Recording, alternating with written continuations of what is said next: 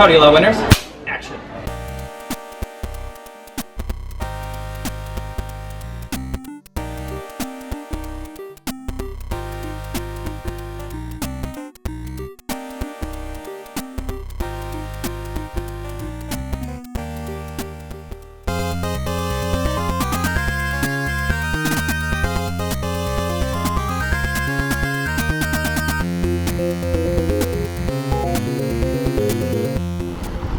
Hey Laowinners, sorry for this windy day. There's a new law coming into Huizhou, and they've said this every year, but they're going to ban motorcycles and e-bikes, like these e-bikes, unless they have pedals on them. And they said this every year, and we're always like, okay, then what are like the lower income people going to drive? You know, like people rely on e-bikes for transportation here. The traffic's getting so bad. So what are people going to do, right? Well, they actually never enforce it. Just once in a while they bring cops out and they'll like load them up on a truck, but the average citizen doesn't really lose their bike. But apparently this year it's really happening. Again, I'll believe it when I see it, because right now I still see a lot of e-bikes and motorcycles everywhere, including me.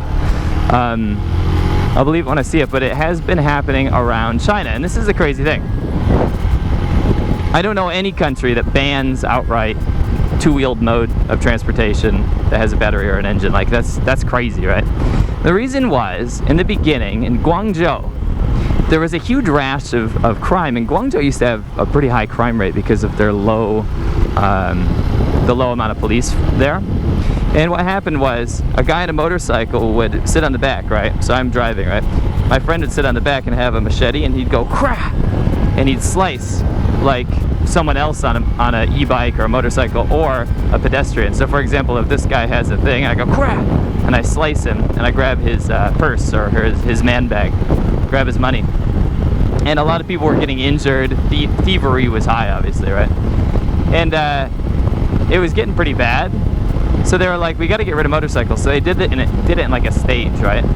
Now Shenzhen, the place where Winston lives, Serpent-ZA, they did the same thing afterwards, except for a different reason. There wasn't like a huge rash of crime or anything, but what happened was, they were like, motorcycles are kind of low class, and we're supposed to be the pinnacle jewel, the shining jewel of China, right?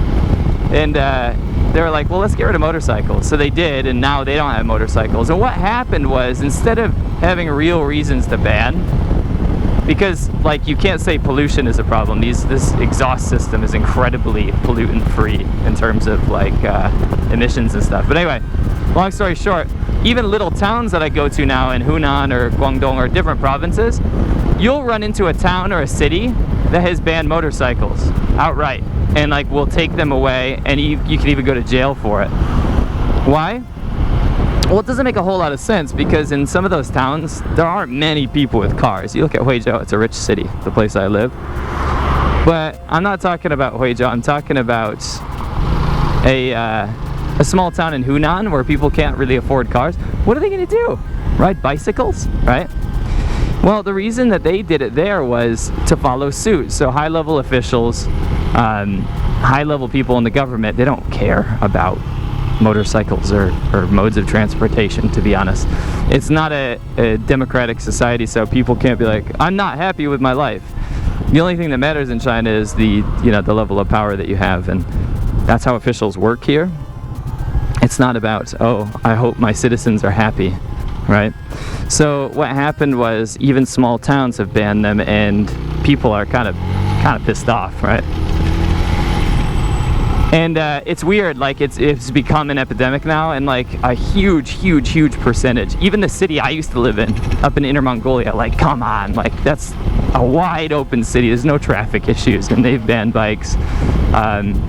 Huizhou is now banning bikes, a small city like this, and all over China it's happening as well. So anyway, it's just one of those things that, like, if it's part of your lifestyle, it's gonna piss you off. And I read the motorcycle groups, and the people that, like, you know, have motorcycling as a hobby, they're usually typically incredibly rich or well connected, and there's some public outcry. I mean, there's some seriously inflammatory posts against the government that I'm seeing online, and it's really interesting because I don't see a whole lot of that backlash going on in China. People are quite content here, but that's what happens when you take away someone's mode of transportation that's actually either a life, hobby that they're really into, or their only way to get around, Anyway, a little insight onto transportation in China. Hey. What?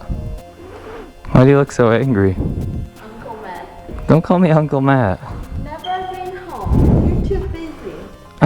I'm busy. I wish I can let you deal with your daughter's poop. I'm sorry. I'm here for you. It's just. So long you know who you are. It's just she knows me, Vivi. She does. 哎呀，爸爸回来笑了，弟弟回来笑了。哎，弟弟快点洗个手来抱一下爸爸来。谁回来啦？ She don't know who you are.